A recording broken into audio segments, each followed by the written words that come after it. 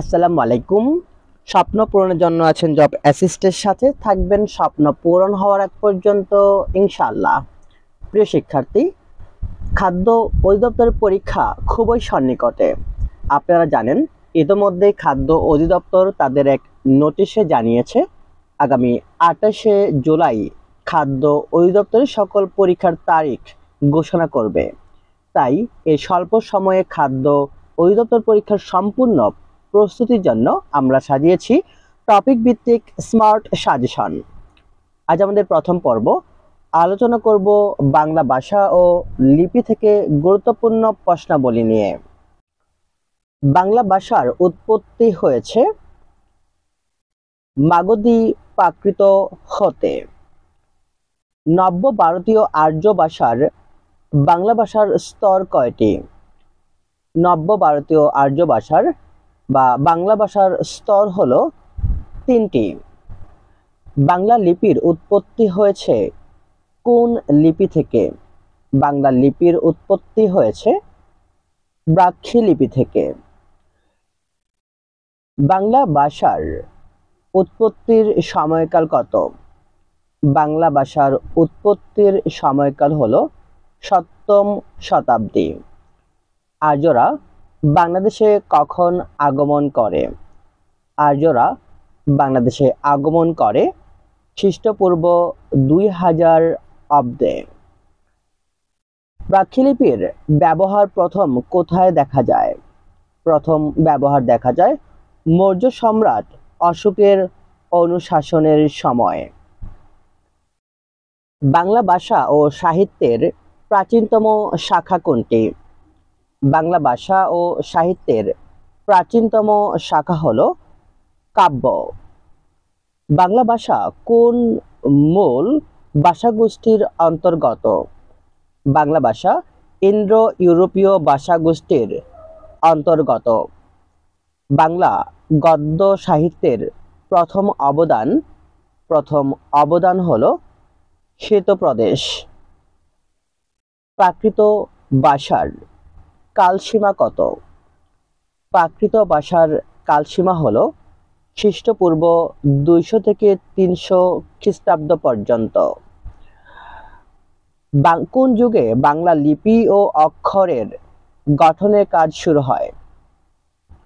সেন যুগে বাংলা লিপি ও অক্ষরের গঠন কাজ শুরু হয়। ডক্টর দীনেশচন্দ্র সেন বাংলা সাহিত্যকে কয়টি যুগে বিভক্ত করেছেন? ডক্টর দীনেশচন্দ্র সেন বাংলা সাহিত্যকে 5টি যুগে বিভক্ত করেছেন। বাংলা সাহিত্যের আধুনিক যুগকে কয়টি পর্বে ভাগ করা হয়েছে? বাংলা সাহিত্যের আধুনিক যুগকে 4টি পর্বে ভাগ করা হয়েছে। নিচের কোনটি আধুনিক যুগের অন্তর্গত নয়? আধুনিক যুগের অন্তর্গত নয় চৈতন্য পর্ব। কে বাংলা ভাষার উদ্ভবকাল সম্পর্কে গবেষণামূলক গ্রন্থ লিখেছেন?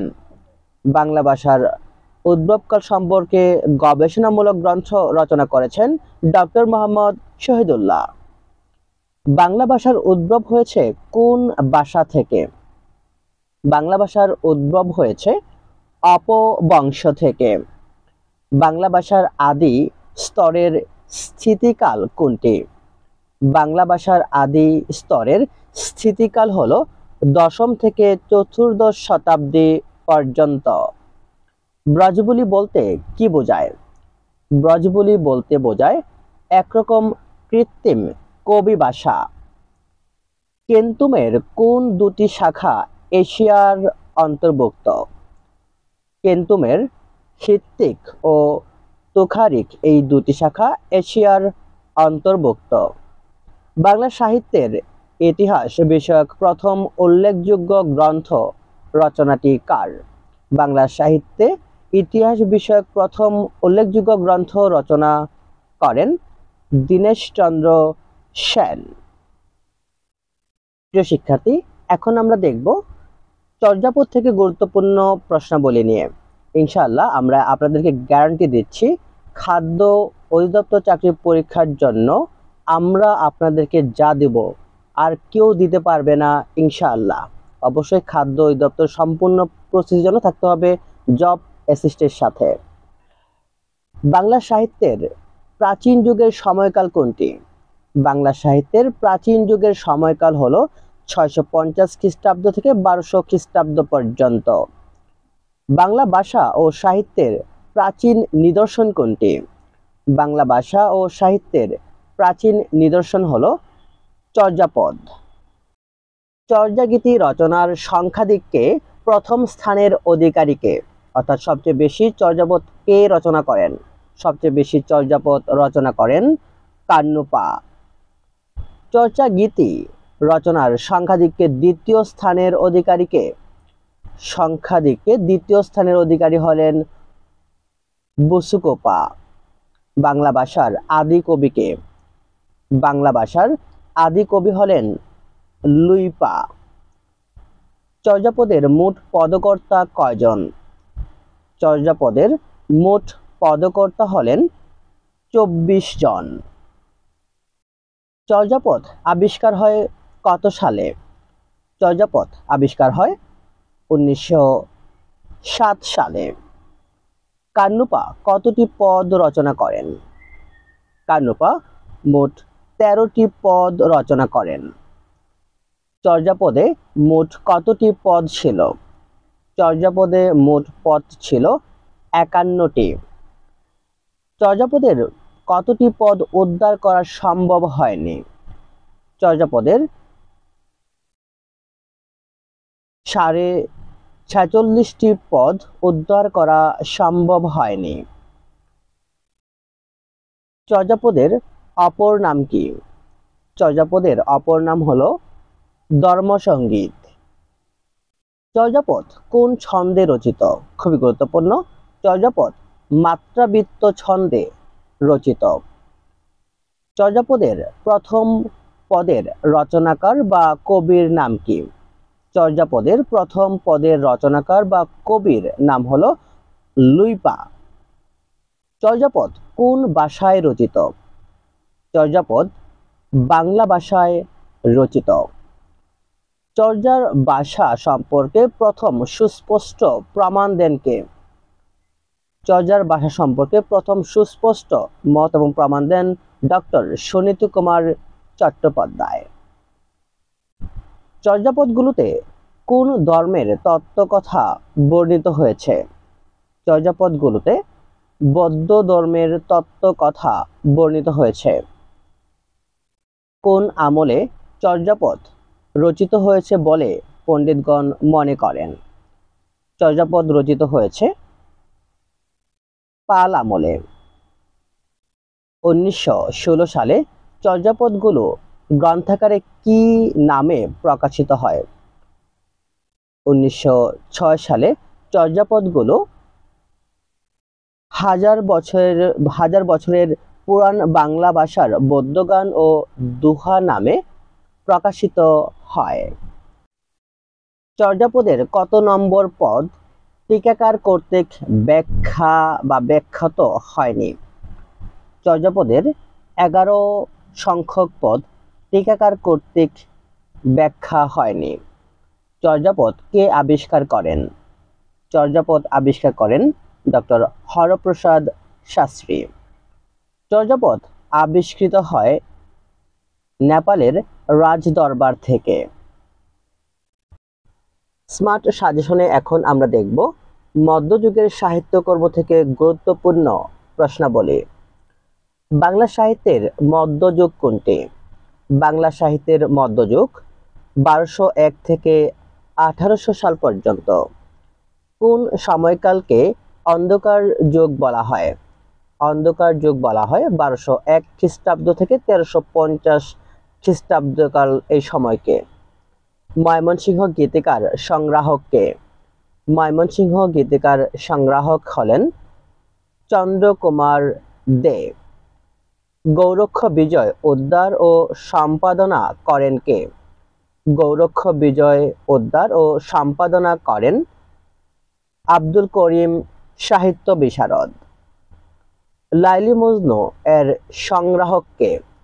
লাইলি মজনু এর সংগ্রাহক হলেন বাংলা একাডেমি। রাধিকার মানভঙ্গ এর উদ্ধারকর্তার নাম কি? রাধিকার মানভঙ্গ এর উদ্ধারকর্তা হলেন আব্দুল করিম সাহিত্য বিশারদ। বিদ্যাসুন্দর গ্রন্থটির উদ্ধারকর্তার নাম কি? বিদ্যাসুন্দর গ্রন্থটির উদ্ধারকর্তা হলেন আব্দুল করিম সাহিত্য বিশারদ। হারামণি গ্রন্থটি কে উদ্ধার করেন? হারামণি গ্রন্থটি উদ্ধার করেন মনসুর উদ্দিন। নিচের কোন গ্রন্থটি ঈশ্বরচন্দ্র বিদ্যাসাগর সংগ্রহ করেছেন? ঈশ্বরচন্দ্র বিদ্যাসাগর সংগ্রহ করেছেন রসমঞ্জরি গ্রন্থটি।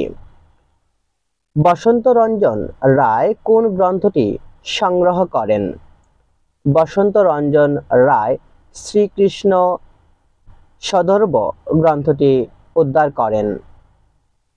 নিচের কোনটি আব্দুল করিম বিশারদের সংগ্রহ নয়?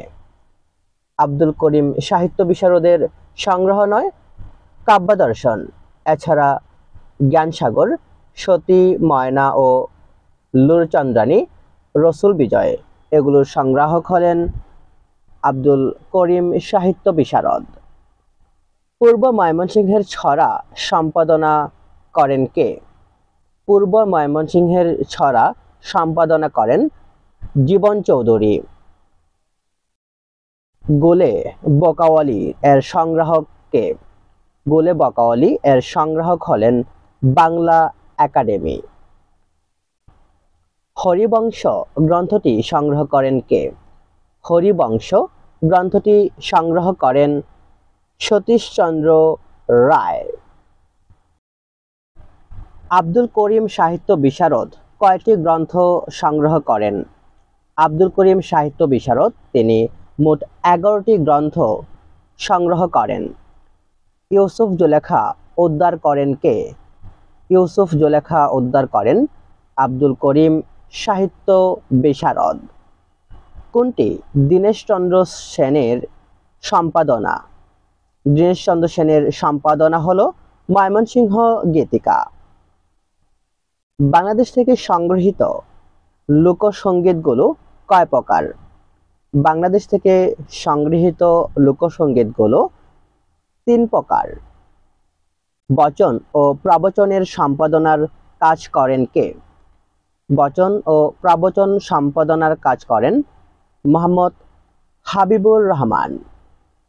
পদ্মাবতী সংগ্রহ করেন কে? পদ্মাবতী সংগ্রহ করেন বাংলা একাডেমি। স্মার্ট সাজেশনে এখন আমরা দেখব শ্রীকৃষ্ণ কীর্তন, বৈষ্ণব পদাবলী এবং জীবনী থেকে গুরুত্বপূর্ণ প্রশ্ন। বাংলা সাহিত্যে রাধাকৃষ্ণ বিষয়ক প্রথম কাহিনী কাব্য কোনটি? বাংলা সাহিত্যে রাধাকৃষ্ণ বিষয়ক প্রথম কাহিনী কাব্য হল শ্রীকৃষ্ণ কীর্তন। মধ্যযুগের আদি নিদর্শন কোনটি? মধ্যযুগের আদি নিদর্শন হল শ্রীকৃষ্ণ কীর্তন। শ্রীকৃষ্ণ কীর্তন কাব্যের রচয়িতা কে? শ্রীকৃষ্ণ কীর্তন কাব্যের রচয়িতা বড়চণ্ডীদাস। শ্রীকৃষ্ণ কীর্তন কাব্যটি সম্পাদিত হয় বঙ্গীয় সাহিত্য পরিষদ থেকে। বিদ্যাপতি কোন ভাষায় পদ রচনা করতেন? বিদ্যাপতি তিনি মৈথিলি ভাষায় পদ রচনা করতেন। কোন যুগকে প্রাক চৈতন্য যুগ হিসেবে অভিহিত করা হয়? চতুর্দশ-পঞ্চদশ শতাব্দীকে প্রাক চৈতন্য যুগ হিসেবে অভিহিত করা হয়।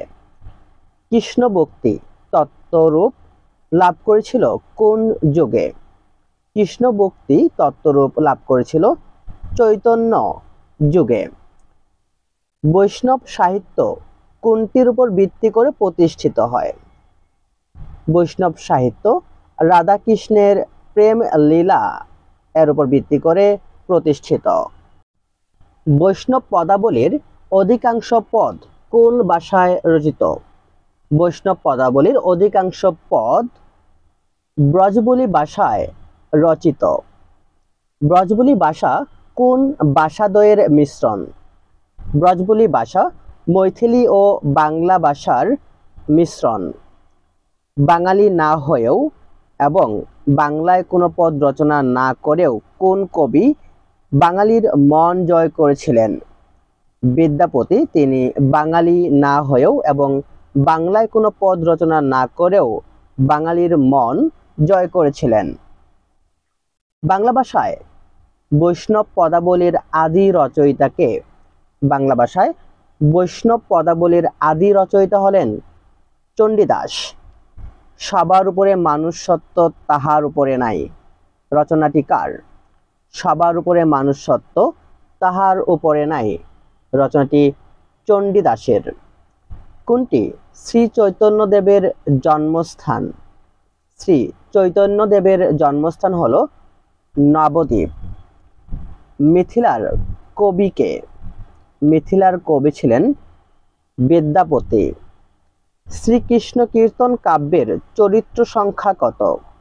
শ্রীকৃষ্ণ কীর্তন কাব্যের চরিত্র সংখ্যা 3টি। শ্রীকৃষ্ণ কীর্তন কাব্য কোথা থেকে উদ্ধার করা হয়?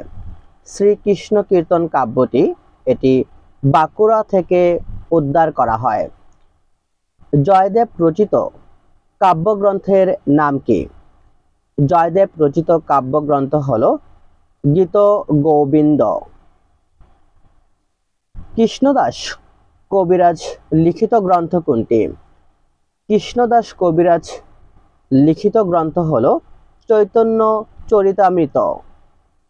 শ্রীকৃষ্ণ কীর্তন কাব্যের প্রকাশকাল কোনটি?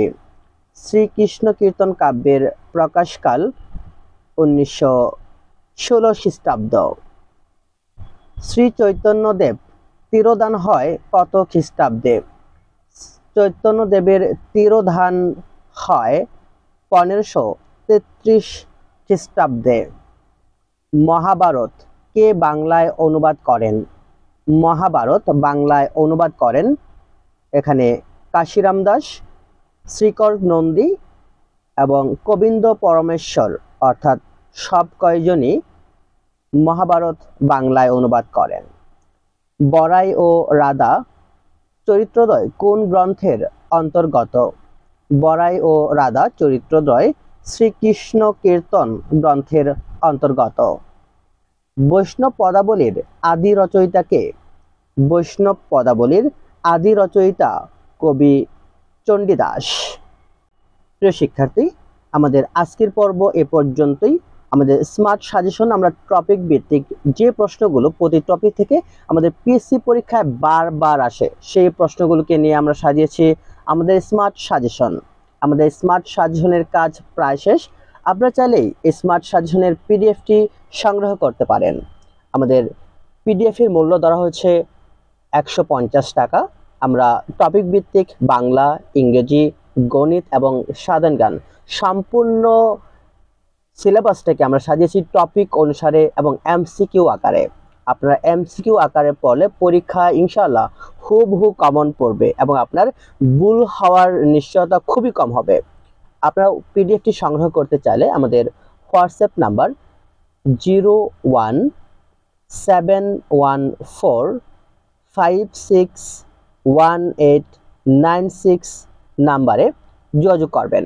আমাদের বিকাশ এবং নগদ নাম্বার হচ্ছে এটি। আপনারা এই নাম্বারে পেমেন্ট করে সেন্ড মানি করে 150 টাকা স্ক্রিনশট দিলেই আমরা আপনাদেরকে পাঠিয়ে দিব স্মার্ট সাজেশনটি। আপনার সফলতা কামনা করে আজকে পর্যন্তই। আসসালামু আলাইকুম।